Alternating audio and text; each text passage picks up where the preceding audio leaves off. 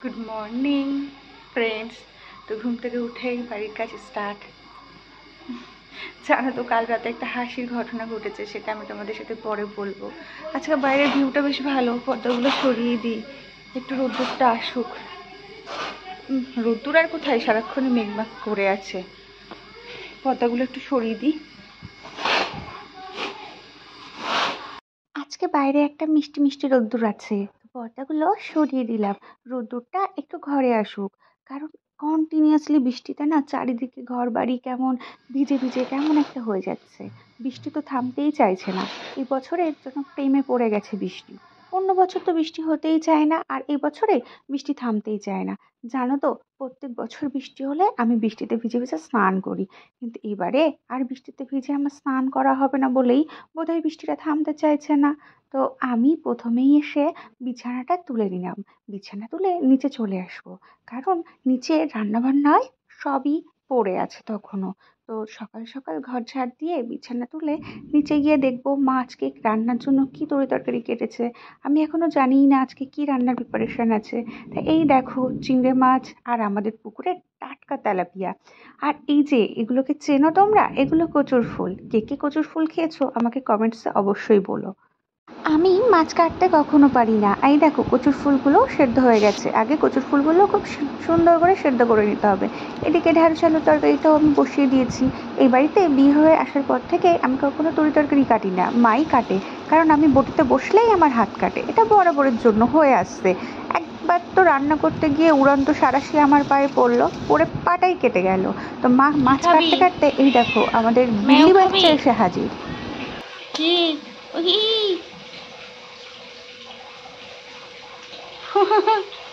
উড়ন্ত মাছ নিয়ে দৌড়ালো।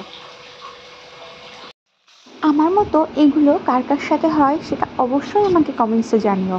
রান্না করতে গেলে আমার হাত পুড়বে, তরকারি কাটতে গেলে আমার হাত কাটবে, ঘর ঝাড় দিতে গেলে একটা না একটা জিনিস পড়বে। আর তো আছেই, মাছ ধুতে গেলে আমার হাত কাটবে, মাছ মাখতে গেলে আমার হাত কাটবে, কিছু একটা রাখতে গেলে আরেকটা জিনিস পড়বে। এই সমস্ত কিছু আমার সারাদিনই চলতে থাকে। একটা কাজ করতে গিয়ে আরেকটা কাজ নষ্ট হবে। এই যে মাছ ভাজাটাও হয়ে গেছে, আর কচু ফুলটাও হচ্ছে। শুভদাদা আমাদেরকে কচুর ফুলটা দিয়েছে। শুভদাদার মাঠে অনেক কচু শাক হয়েছে, কচুরমুখী চাষ করছে ওরা, ওখান থেকেই দিয়েছে। এই যে মা ঘেমে স্নান করে গেছে, তার মধ্যে মশলা বাড়ছে। লঙ্কা, কাঁচা লঙ্কা আর কটা। এদিকে মা তো মশলা বাটছিল লঙ্কা আর সর্ষেটা, আর তার মধ্যে রান্নাঘরে দেখো কি কাণ্ড ঘটে গেল। রান্নাঘরে দেখা দিল বন্যা। হ্যাঁ, ঠিকই শুনেছো, বন্যা। আমাদের জলের ফিল্টার থেকে জল পড়ে চারিদিকে জল জল হয়ে একেবারে একাকার। এর মধ্যে মার মাছের ঝোলটাও হয়ে গেছিল। আর আমি দাঁড়িয়ে দাঁড়িয়ে ভিডিও করছি, তার মধ্যে রান্নাঘরটাও পরিষ্কার করতে হলো। আজ সকালে তো ভগবতী পিসি আসেনি, ওই জন্য বাড়িতে আরও কাজ বেড়ে গেছে। মাছের ঝোলটা হতে হতে আমি মাকে বললাম, ঠিক আছে, ভেটকি মাছের এই যে মুসুরির ডাল হয়েছে, কচুর ফুল হয়েছে, পুকুরের টাটকা মাছের ঝাল, ভেটকি মাছের ভাপা হয়েছে, আরও কত কিছু। হ্যাঁ, ভুলে গেছি, ঢ্যাঁড়স আলুর রসাও হয়েছে। এত কিছু রান্না হয়েছে। দেখো আদাটা পুরো জমে বরফ হয়ে গেছে। এটা মা সুন্দর করে মেখে নিচ্ছিল, কারণ এটা মাখা হয়ে গেলে তবেই এটাকে প্রেশার কুকারে দিয়ে সুন্দর করে আটকে একটা সিটি দিলেই রেডি হয়ে যাবে ভেটকি মাছ ভাপা। কাঁচা সর্ষে, লঙ্কা বাটা আর সর্ষের তেল দিয়ে মাছ মাখলে একটা সুন্দর গন্ধ বার হয়। 10:47। আমার খুব খিদে পেয়ে গেছে, আমি বসে পড়লাম খেতে। 47 হয়ে গেছে, আমার তো প্রচণ্ড খিদে পেয়ে গেছে। এখন আমি খিদে কোনো মতেই সামলাতে পারি না।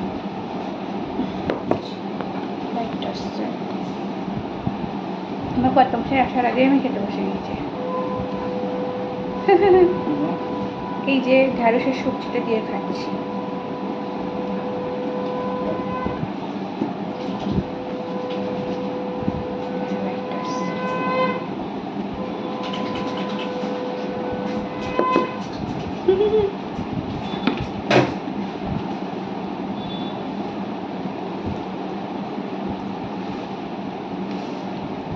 খুব খিদে পেয়ে গেছিল। আমি ফোন করছি তোমার, তারপর ভাবছি কি হয়েছে জানো, রান্নাঘরে ফিল্টারে জল পড়ছিল, গামলা স্লিপ করে গেল, আর রান্নাঘরে জল হয়ে গেল। রান্নাঘরে বন্যা দেখা দিয়েছে। এখন কি কি করে ঠিক করবো তাই ভাবছি। ওই যে বালতিটার উপরে গামলাটা ছিল না, গামলাটা স্লিপ করে পড়ে গেছে আর চারিদিকে জল হয়ে গেছে।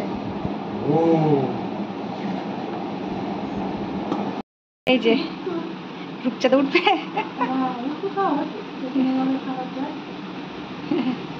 যে মা মাছ ধরতে যাবে তার প্রিপারেশন বসি। ছিপ তৈরি হচ্ছে, ছিপ তৈরি হচ্ছে, এটা ছিপ দেখি কিরকম।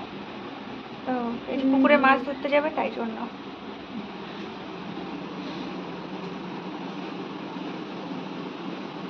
গেলেই রূপচাঁদা মাছা নিয়ে চলে যাবে ওখানে। এরকম হয় এগুলো। আমরা সপরিবারে চলে এসেছি পুকুর পাড়ে মাছ ধরতে। দেখো আমার কর্তামশাই অধীর ধৈর্য নিয়ে ছিপ নিয়ে বসে গেছে পুকুরে, কিন্তু তখনও একটা মাছ উঠছিল না। তারপর দেখো কি মাছ পেলাম আমরা। কি মাছ উঠেছে এটা? ফেলে দাও, ওটা একটা ভিডিও করা হয়ে গেছে। এই যে আমাদের মাছ ধরা চলছে আজকে। বৃষ্টি হয়ে এক পুকুর জল হয়েছে। মা আমাকে খুব তাড়াতাড়ি ডাকছিল। দেখো মাছটা তো বুঝতেই পারছে না ও কোন দিকে যাবে। তোমরা কিন্তু ভেবো না এটা মারা যাওয়া মাছ। এই দেখো ও দিব্যি বেঁচে আছে, কিন্তু ও বুঝতে পারছে না ও কোন দিকে যাবে, ওই জন্য চুপ করেছিল। তারপর দেখো জলের মধ্যে কেমন ঘুরপাক খাচ্ছে।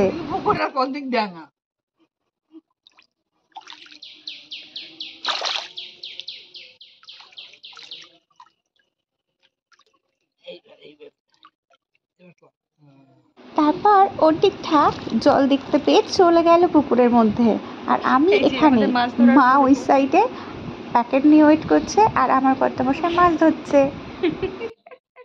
মা প্যাকেট নিয়ে দাঁড়িয়ে আছে।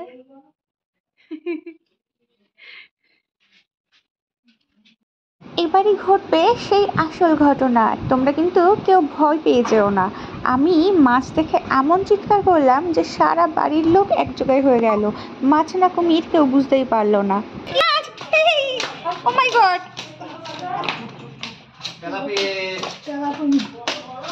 হ্যাঁ,